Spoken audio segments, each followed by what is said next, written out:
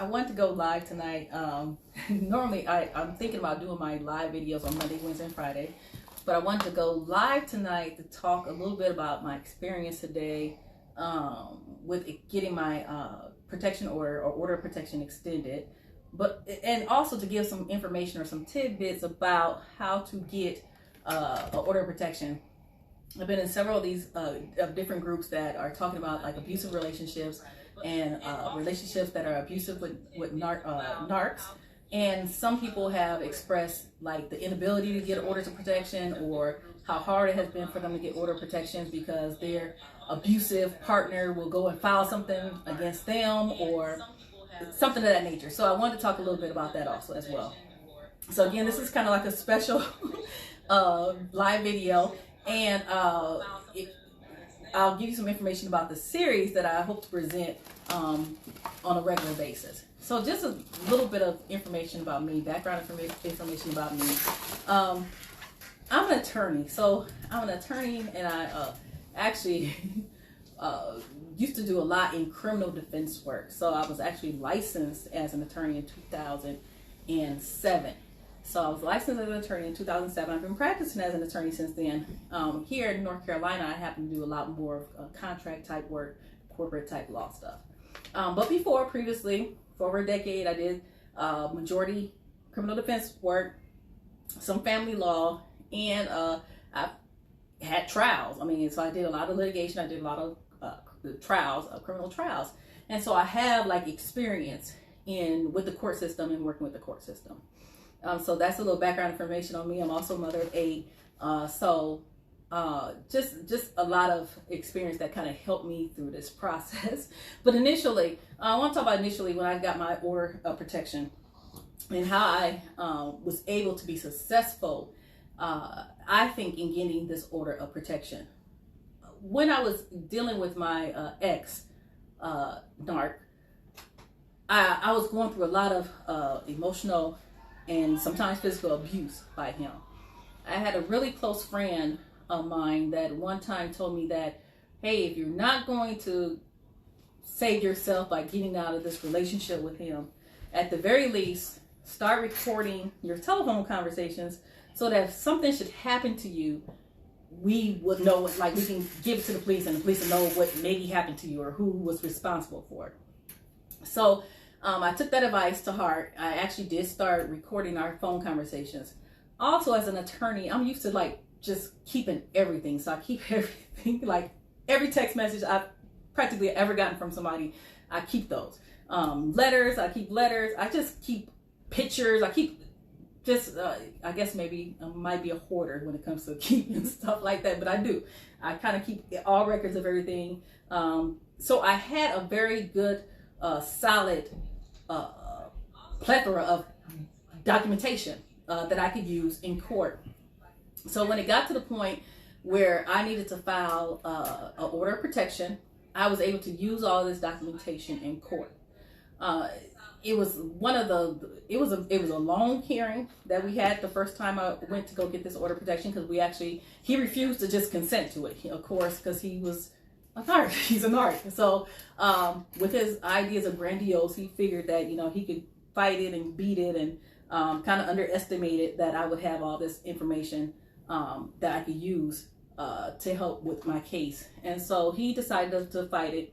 We went through a full blown out hearing with witnesses from both sides.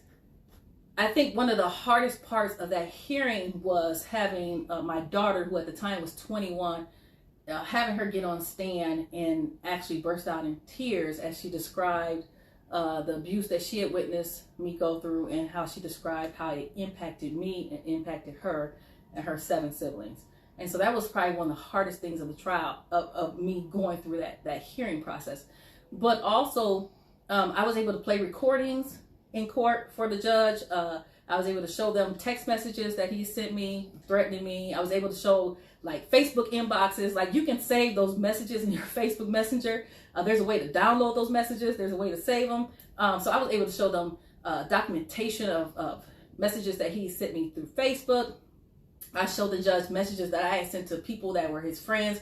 Like, one time he threatened me with a gun and said that he would kill me if I ever tried to leave him. And I had sent a message to one of his friends via Facebook saying, hey, this is what happened. Do you really think he meant this? And so even though, like, just to give you some background with regards to hearings and evidence in hearings, sometimes things won't be included because it's considered hearsay. But I was able to get testimony or evidence like that in because I was I argued to the judge, like, I'm not presenting this for the truth of the matter. I'm not presenting it to say this is really what happened, but I'm presenting it to show you that this is what I said to someone. And so that was evidence that I was able to use that said, hey, this is what she said to someone at this time, and this is what her mindset was at this time. And so I had just text messages with regards to everything. When I was kidnapped in Wilmington, I had text messages where I was sending them to people saying, hey, he has me in his truck. He won't let me out. He has a knife on me. So just all those text messages I kept. So that was really essential in being able to get my order of protection and in place for a year. So today I had to go back for a hearing to get it renewed. So here in North Carolina, you get these order of protections for a year, and then before they expire, you have to ask the court to renew them for another 2 years. So I was able to go back to court today and ask them to extend that order of protection for another 2 years. And I explained to them why I felt that I needed that order of protection. The primary reason is because I still fear him. I still fear that he's a threat to my life. And I'm still going through issues because of my experiences with him. So I'm still going through counseling. I'm still having nightmares. All of those things. And the judge was able to hear me, my testimony, and use those things to consider whether or not she would extend that order of protection. Now, narcissists, like most narcissists do, he, of course, felt that he could lie his way out of the extension, just like he tried to lie his way out of the first order of protection that was put in place. And so, like, he had the audacity to tell the court that we didn't have a pending criminal case going on. Because that's one of the things I told the court. Hey, there's a pending criminal trial that's been rescheduled. There's a pending investigation in another city in North Carolina that's still open. And so he really he came and he testified, swore that there was no pending criminal trial. So that just kind of shows you that the lengths that they will go through to lie, like, dude, the judge can look that up, like, right there. It's a case that's happening right here in her county.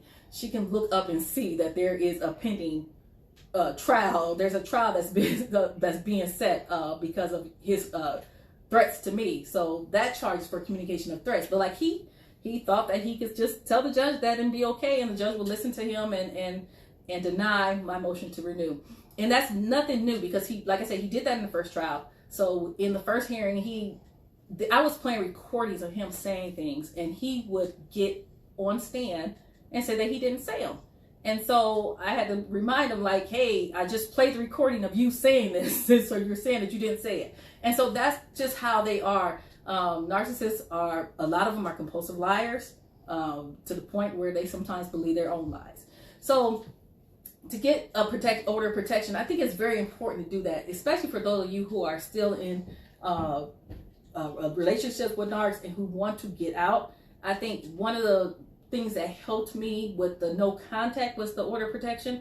So if you put an order of protection in place, it helps with your urge to maybe contact your abuser, and it's kind of discouraged the abuser from contacting you. So it kind of helps in both of those ways. It's a kind of a two-way street in how those orders of protections actually help. But even if you don't have one, again, one of the important things to remember from this short live video is to just make sure you document everything. I can't stress enough how important it is to keep those documentations of text messages, keep letters that they send to you.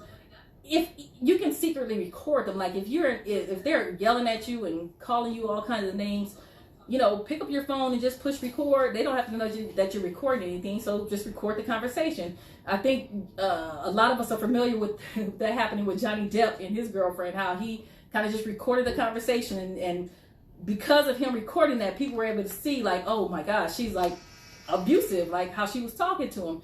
So it's just important to make sure you keep those things. If you have injuries from a physical assault, Make sure you take pictures of those. Like, even if you're not going to call the police at the time, just take pictures of them and keep everything, because there may be a time where you decide that you've had enough, that you want to walk away, that you want to end it, and you want to have a court believe you when you go in there and tell them what's happening to you. So that's all I have for tonight, but I wanted to let everyone know, document, document, document. Thank you.